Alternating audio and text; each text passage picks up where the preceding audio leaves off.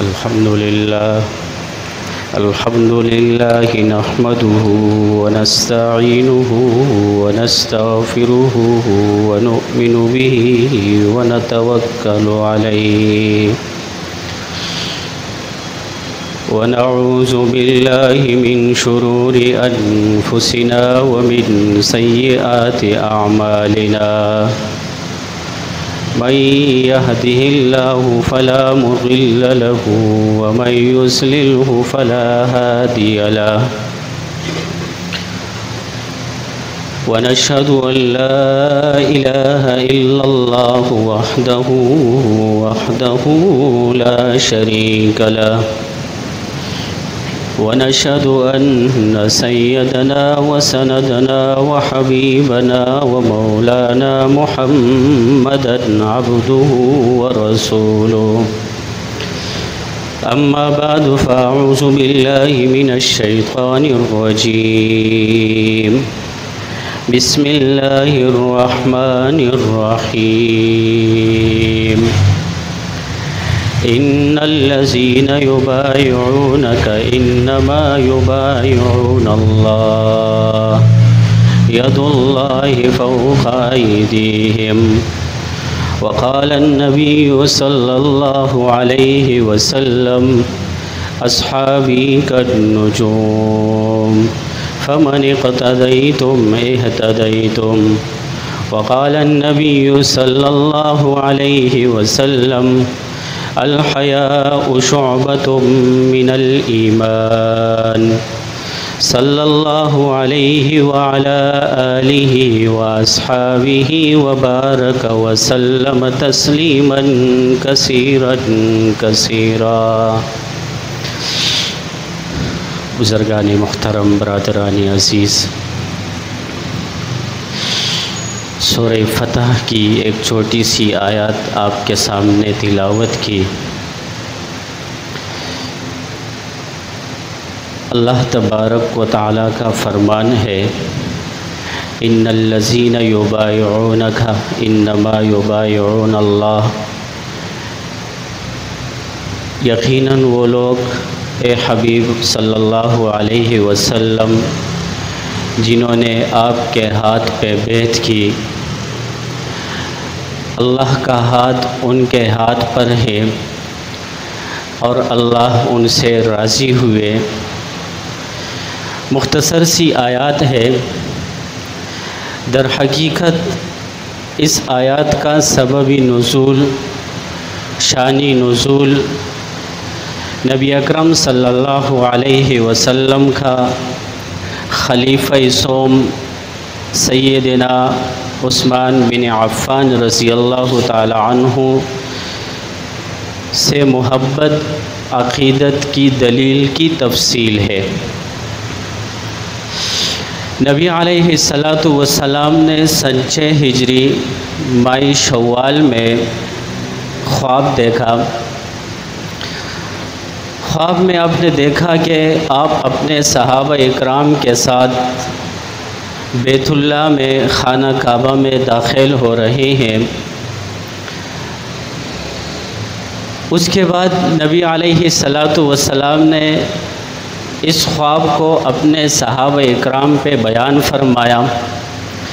خواب دیکھنے سے پہلے نبی علیہ السلام کی اور صحابہ اکرام کی یہ آرزو، یہ خواہش تھی کہ وہ جا کے بیت اللہ کی زیارت کرے، عمرہ کرے. جب خواب دیکھا تو خواب سے ان کے جذبے میں، ان کی تحریک میں اور اضافہ ہوا. صحابہ اکرام نے کہا یا رسول اللہ صلی اللہ علیہ وسلم، ہم ضرور جا کے خانہ کعبہ کا طواف، زیارت، عمرہ کر کے آئیں گے. نبی علیہ السلام کے ساتھ ماہ ذی قعدہ میں 1400 صحابہ اکرام وہ تیار ہوئے اور بیت اللہ جانے کے ارادے سے مدینہ منورہ سے نکل آئے.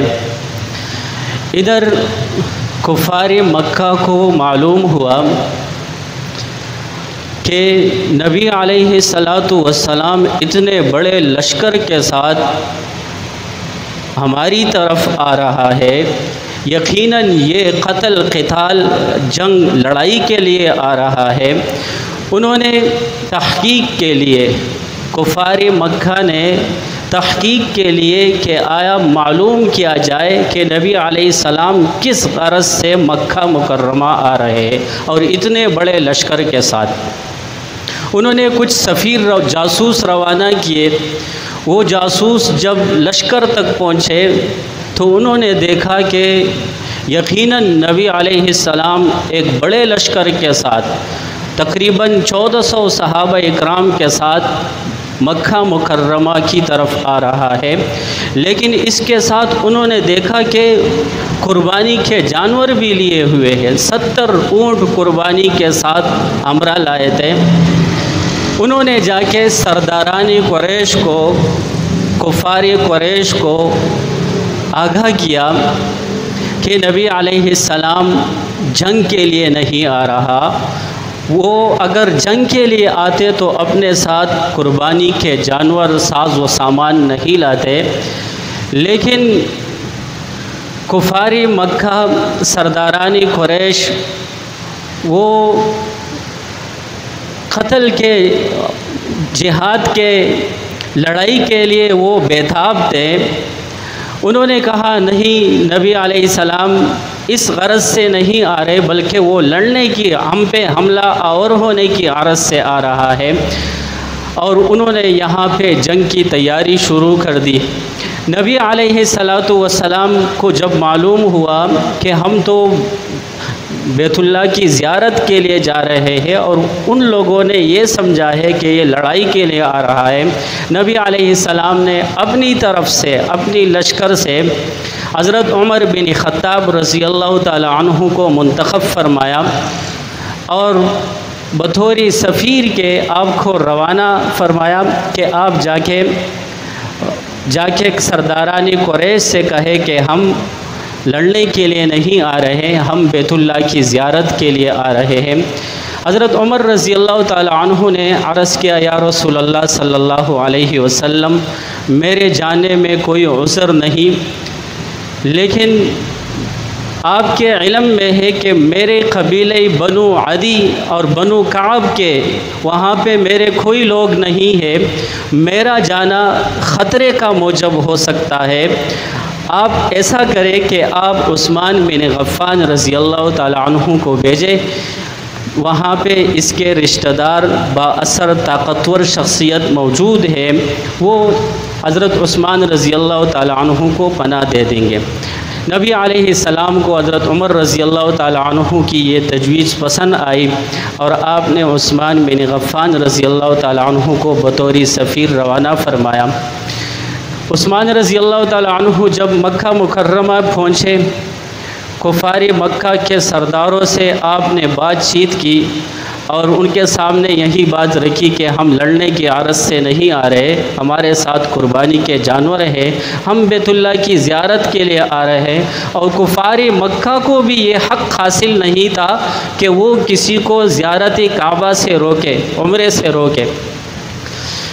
انہوں نے کہا چونکہ اس کا قوم قبیلہ، عثمان رضی اللہ تعالی عنہ کا قوم قبیلہ مکہ مکرمہ میں موجود ہے، انہوں نے کہا ایسا کرے کہ ہم نبی علیہ السلام کو اور اس کے باقی ساتھیوں کو تو اجازت نہیں دیتے، آپ کو اجازت ہے، آپ طواف کرے، زیارت کرے، ارکان عمرہ ادا کر کے چلے جائے۔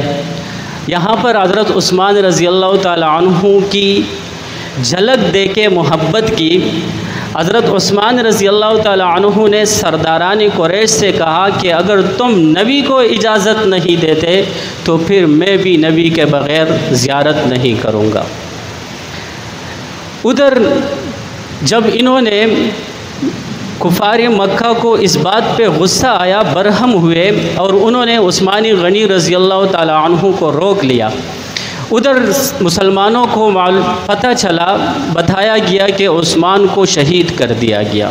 وہاں پر نبی علیہ الصلاۃ والسلام نے جو اس آیات کا سبب نزول ہے کہ یاد کرو اس وقت کو کہ جب مسلمان اے حبیب صلی اللہ علیہ وسلم تیرے ہاتھ پہ بیعت لے رہے تھے ایک درخت کے نیچے، اللہ ان سے راضی ہوا، اللہ ان سے خوش ہوئے۔ یہ اس آیات کا سبب نزول ہے۔ نبی علیہ السلام نے 1400 صحابہ اکرام کو جمع فرمایا اور فرمایا کہ میرے ہاتھ پہ بیعت کرو کہ ہم عثمان رضی اللہ تعالی عنہ کا بدلہ لیں گے، بغیر بدلے ہم پیچھے نہیں ہٹیں گے۔ 1400 صحابہ اکرام نے قصاص عثمان کے لیے نبی علیہ السلام کے ہاتھ پہ بیعت کی۔ تو اس سے معلوم ہوتا ہے کہ نبی علیہ السلام کا کس قدر محبت تھا عثمان بن غفان رضی اللہ تعالی عنہ سے کہ 1400 صحابہ اکرام نبی علیہ السلام کی زندگی کا گرا قدر سرمایہ ہے۔ آپ نے ایسے اشخاص تیار کیے تھے، ان اشخاص کی قربانی عثمان پہ دینے کے لیے تیار ہے۔ ایک موقع پہ نبی علیہ السلام نے آپ کے ساتھ حضرت عمر ہے، حضرت ابوبکر صدیق رضی اللہ تعالی عنہما ہے اور عثمانی غنی رضی اللہ تعالی عنہ بھی ساتھ ہے۔ آپ احد کے پہاڑی پہ چڑھے، احد کی پہاڑی یوں ہلنے لگا، نبی علیہ السلام نے اپنی ایڑی ماری اور فرمایا ٹھہر جا، تمہیں نہیں پتہ کہ تیرے اوپر ایک نبی، ایک صدیق اور 2 شہید کھڑے ہیں۔ احد پہاڑی رک گئی۔ حضرت عثمان رضی اللہ تعالی عنہ کی شہادت 18 ذی الحجہ ہے، سن 35 ہجری کو آپ کو شہید کر دیا گیا۔ آپ کی شہادت کا داستان بڑا ہی غمزدہ ہے۔ کفر اسلام دشمن عناصر کی ایک ہی سازش ہمیشہ سے رہی ہے۔ انہوں نے جب دیکھا کہ مسلمانوں کو ہم طاقت کی زور سے نہیں ہرا سکے تو وہ مسلمانوں کے حلقے میں اندر آئے اور اندر آ کے انہوں نے ایسے اشخاص تیار کیے کہ مسلمانوں کو آپس میں لڑایا اور سازشیں کی۔ ان سازش کرنے والوں میں جو سب سے بڑا نام سامنے آتا ہے وہ عبداللہ ابن ابی ابن سلول ہے۔ عبداللہ ابن سبا ہے، یہودی تھا اور یہ خاندانی طور پہ مکر و فریب کرنے والا سازشی انسان تھا۔ اس نے حضرت عثمان رضی اللہ تعالی عنہ کی زمانہ خلافت میں سازشیں کی اور لوگوں کو اس بات پہ برانگیختہ کیا کہ آپ خلیفہ کی طرف دیکھیں، یعنی یہ رسول صلی اللہ علیہ وسلم کی مسند خلافت پہ تشریف فرما ہے اور اس نے ساری وزارتیں اپنے قریبی لوگوں کو، اپنے خاندان والوں کو دی ہے۔ کبھی کسی خاندان والے کو وزیر بنایا ہے تو کسی کو گورنر بنایا ہے تو کسی کو خزانے کا بڑا بنایا ہے، یعنی لوگوں کو برانگیختہ کیا کہ وہ خلیفہ وقت کے خلاف اٹھے۔ اس طور پہ انہوں نے مختلف خطوں میں، مکہ میں، مدینہ میں اور اطراف مکہ مدینہ میں سازشیں کی اور ان لوگوں نے 900 لوگ تیار، عبداللہ بن سبا نے 900 کے قریب لوگ تیار کیے۔ حج کا زمانہ تھا، چونکہ ذی الحجہ کا مہینہ حج کا موسم ہوتا ہے، اس میں لوگ حج کے لیے جاتے ہیں۔ 900 کے قریب کا لشکر تیار کر کے جا کے ان لوگوں نے مدینہ پہ ڈیرے ڈال دیے۔ اس وقت حضرت عثمان رضی اللہ تعالی عنہ مسجد میں تشریف فرما تھے۔ جمعے کا دن آیا، عثمان غنی رضی اللہ تعالی عنہ جمعے کے خطاب کے لیے ممبر پر تشریف لائے اور مسجد نبوی بھری ہوئی ہے، لوگ موجود ہیں۔ جیسے ہی آپ نے اللہ کے تحمیدی توصیفی کلمات کہے، وہاں سے ایک بندہ کھڑا ہوا، کہا عثمان ہم آپ کو یہاں پہ جمعہ پڑھانے نہیں دیں گے۔ پیچھے سے ایک دوسرا بندہ کھڑا ہوا، وہ جو بلوائی آیتیں سازشی وہ پورے مسجد میں انہوں نے شور شرابہ شروع کر دیا، اور ایک بدبخت گیا حضرت عثمان رضی اللہ تعالیٰ عنہ کے ہاتھ میں جو عصا تھا جس پہ نبی علیہ الصلاۃ والسلام ٹیک لگا کے خطبہ دیا کرتے تھے، آپ کے بعد ابو بکر صدیق رضی اللہ تعالیٰ عنہ خطبہ دیا کرتے تھے، ابو بکر رضی اللہ تعالیٰ عنہ کے بعد عمر رضی اللہ تعالیٰ عنہ خطبہ دیا کرتے تھے، وہ عصا آپ کے ہاتھ میں تھی۔ اس بدبخت نے اس کو توڑا اور کہا کہ آپ تو جمعہ پڑھانے کی کہتے ہو، ہم آپ کو اس مسجد میں نماز پڑھنے بھی نہیں دیں گے، اور اس طور پہ شور شرابہ کیا۔ چونکہ انہوں نے پہلے سے ایک لشکر کو تیار کیا تھا عبداللہ بن سبا نے، اور اس طور پہ وہ اس سازش پہ کامیاب ہوئے۔ پھر وہاں سے آپ کو خفیہ طور پہ آپ کو گھر منتقل کیا گیا، آپ گھر میں محصور رہے، چاروں طرف سے بلوائیوں نے آپ کا گھیرا لیا ہوا ہے، موجود ہے۔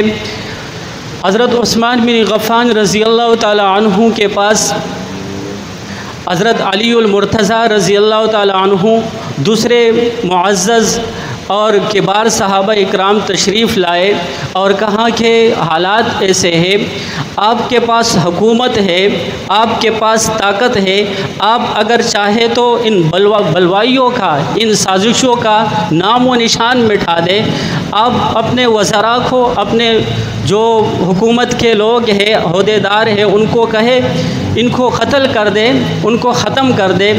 حضرت عثمان رضی اللہ تعالیٰ عنہ نے فرمایا کہ میں نہیں چاہتا کہ میری وجہ سے مدینہ جو رسول صلی اللہ علیہ وسلم کا شہر ہے، داری خلیلی و حبیبی محمد الرسول اللہ صلی اللہ علیہ وسلم، اس میں خون خرابہ ہو، فساد ہو میری وجہ سے، میں یہ نہیں چاہتا، یعنی میں طاقت کا استعمال نہیں چاہتا اپنے خون کے بدلے، اور مجھے معلوم ہے کہ یہ لوگ مجھے شہید کریں گے۔ اس کے بعد حضرت علی رضی اللہ تعالیٰ عنہ نے دوسری تجویز دی کہ آپ ایسا کریں کہ ہم تیز سواری کا آپ کے لیے بندوبست کرتے ہیں اور آپ کو شام کی طرف لے کر چلے جاتے ہیں، وہاں پر معاویہ رضی اللہ تعالیٰ عنہ کی حکومت ہے اور دشمن وہاں پہ جا نہیں سکتے، معاویہ ایک طاقت کا نام ہے، آپ کو وہ پناہ دے دیں گے۔ آپ نے فرمایا، نبی علیہ السلام کا ایک فرمان ہے کہ من استطاع منکم ان یموت فلیمت فی المدینہ، کہ اگر تم میں سے کسی کو طاقت ہو کہ اس کو موت مدینہ میں آئے تو اس کو موت مدینہ میں آئے، وہ اگر موت کو پسند کرتا ہے کہ مدینہ میں ہو، مجھے یہ پسند ہے کہ مجھے یہاں پہ شہادت ملے، لیکن میں نبی کے شہر کو چھوڑنے کے لیے تیار نہیں ہوں۔ اس طرح مختلف تجاویز صحابہ اکرام نے دی۔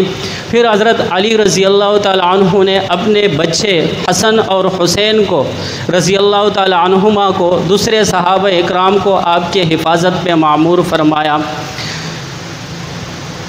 کچھ روز گزرے ہی تھے کہ بلوائیوں نے دیوار کے پچھلے حصے سے چھلانگ لگا کے اندر آئے۔ حضرت عثمان رضی اللہ تعالیٰ عنہ تلاوت کر رہے تھے، ایک نے ایک لوہے کی راڈ اٹھا کے آپ کے سر پہ مارا جس سے خون کے فوارے نکلے، فَسَيَكْفِيكَهُمُ اللَّهُ، یعنی آپ یہ آیات تلاوت کر رہے تھے اور خون کے وہ قطرے جا کے قرآن کے اس آیات پہ گرے، فَسَيَكْفِيكَهُمُ اللَّهُ، اللہ تیرے لیے کافی ہے۔ اس کے بعد بلوائیوں نے ظلم اور ستم کی انتہا کر دی، آپ کے سینے پہ بیٹھے اور ایک نے تلوار چلائی، اتنے میں آپ نے اپنی بیوی نائلہ کو بلایا اور کہا کہ آپ آ جائے۔ جب انہوں نے چھڑانے کی کوشش کی تو ان بلوائیوں نے اس کے ہاتھ کے پھور کاٹ دیے۔ اس وقت بیوی نائلہ نے ایک بددعا دی اور کہا کہ اللہ تیرے ہاتھ کو شل کر دے، تیرے آنکھیں نابینا ہو جائے اور اللہ تیری کبھی مغفرت نہ کر دے۔ اس طور پہ اس کو شہید کر دیا گیا مسجد کے اندر، اور کئی روز تک پانی بھی بند کیا ہوا تھا، کھانے پینے کی اشیاء بھی بند۔ بڑی بے دردی کے ساتھ عثمان بن غفان رضی اللہ تعالیٰ عنہ کو شہید کیا گیا۔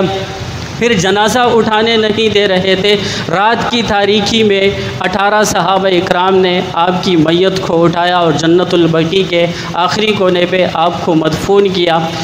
علامہ ابن سیرین رحمۃ اللہ علیہ فرماتے ہیں کہ میں بیت اللہ کا طواف کر رہا تھا، میں نے دیکھا کہ ایک شخص ہے وہ یہ دعا کر رہا ہے، اللہم اللہم اغفر لی وما اظن اللہ تغفر لی، اے اللہ میں تجھ سے معافی مانگتا ہوں لیکن مجھے گمان ہے کہ تو مجھے معاف نہیں کرے گا۔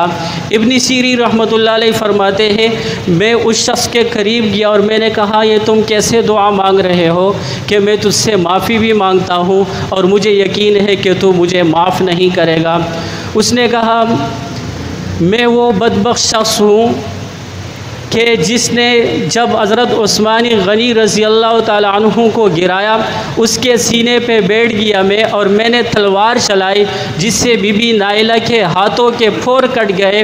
اس وقت اس نے 3 بد دعائیں دی تھی کہ اللہ تیرے ہاتھ کو شل کر دے، وَأَعْمَى بَصَرَكَ وَأَلَّا يَغْفِرْ لَكَ، اور تیرے اللہ تمہیں اندھا کر دے اور اللہ تیری کبھی مغفرت نہ ہو جائے، اللہ تیری کبھی مغفرت نہ کرے۔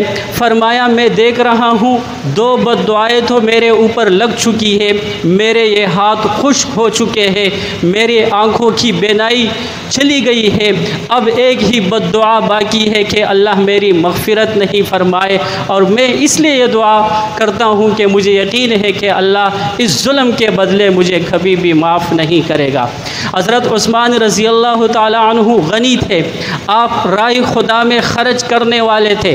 غزوہ تبوک کے موقع پر، جیش الاسرہ کے موقع پر، جب قحط کا زمانہ تھا، کاروبار لوگوں کے ٹف ہو چکے تھے، نبی علیہ السلام نے تبوک کے لیے لوگوں سے اپیل کی کہ چندے کا اہتمام کرے، کچھ تعاون کرے لشکر کے لیے۔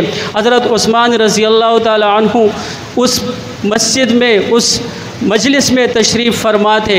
نبی علیہ السلام کی درخواست پر حضرت عثمان رضی اللہ تعالیٰ عنہ نے اپنے نظر چاروں طرف گھمایا، کوئی نہیں اٹھا۔ آپ کھڑے ہوئے اور کہا یا رسول اللہ صلی اللہ علیہ وسلم 100 گھوڑے مع ساز و سامان کجاوے کے، 100 فوجیوں کے وردی سمیت، ان کے خوراک سمیت، یہاں سے جانے کے بعد یہاں واپس آنے تک جتنا خرچہ 100 فوجیوں پہ آئے گا وہ دینے کے لیے میں تیار ہوں۔ یعنی اتنی بڑی رقم رائے خدا میں خرچ کرنے والے۔ اس کے بعد نبی علیہ السلام نے پھر اپیل کی، پھر آپ نے دیکھا کہ کوئی تعاون کے لیے تیار نہیں ہے، آپ پھر کھڑے ہوئے، پھر آپ نے 100 گھوڑا سوار جانسار مجاہدین کا خرچہ برداشت کرنے کے لیے آپ نے رقم دی۔ تیسری بار یعنی 300 گھوڑے مع ساز و سامان کے، مع کھجاوے کے، مع وہاں کے اخراجات کے، آپ نے یہ خرچے سب اپنے ذمے لیے۔ نبی علیہ السلام نے آپ کی یہ سخاوت دیکھ کر فرمایا عثمان آج کے بعد تجھے کچھ بھی ضرر رسا نہ ہوگا، تو کچھ بھی عمل کرے اللہ تیرے ساتھ معافی کا معاملہ فرمائے گا۔ یعنی عثمان بن غفان رضی اللہ تعالیٰ عنہ رائے خدا میں اس قدر خرچ کرنے والے ہیں۔ جب آپ کو بلوائیوں نے گھیرے میں رکھا، اس وقت ان کے سامنے آپ نے 3 قسم کے باتیں کی اور فرمایا کہ چھت پہ چلے گئے، مدینہ کے لوگ بھی جمع ہو گئے، وہاں کے رہائشی بھی جمع ہو گئے، جو باہر سے سازشی آئے تھے وہ بھی جمع ہے۔ آپ نے فرمایا کہ جب مدینہ ہجرت کی گئی تو مدینہ میں قحط کا زمانہ تھا، پانی کے لیے وسائل موجود نہیں تھے، تمہیں پانی کس نے دیا؟ بیری روما 20,000 درہم پر کس نے خرید کے دیا؟ لوگوں نے کہا انت یا امیر المؤمنین، تو نے خرید کے دیا۔ کہا اب تم نے میرے اوپر پانی کو بند کر دیا ہے۔ پھر فرمایا جب مسجد نبوی کے لیے جگہ تنگ ہو گئی تو زمین کس نے خرید کے دی؟ لوگوں نے کہا انتا۔ پھر فرمایا کہ اسلام میں کسی کا قتل جائز نہیں ہے، ہاں 3 صورتوں میں جائز ہے۔ ایک یہ کہ جب وہ قتل کرے تو القتل بالقتل، قتل کے بدلے قتل کیا جائے گا۔